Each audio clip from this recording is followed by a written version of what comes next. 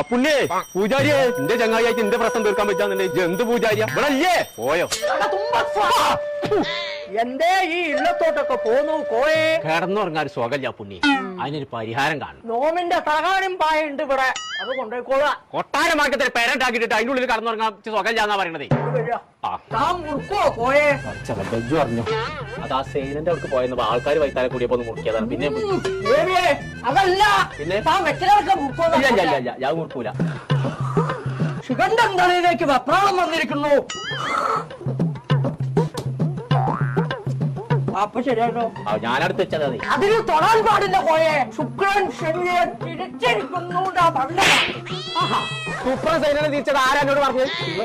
ശുക്രൻ സൈനയെ തിരിച്ചോന്നല്ല നോ പറഞ്ഞ പ്രശ്നം കണ്ടിരിക്കണോ? അതാണ് എറിഞ്ഞാ പോരെ. ഇപ്പൊ തീർന്നില്ലോക്ക. തനിക്ക് ഇരുമ്പിന്റെ കാറ്റ് കൊള്ളാൻ പാടില്ല. ഫാനായ ഫാന് മുഴുവൻ ഇരുമ്പല്ലേ.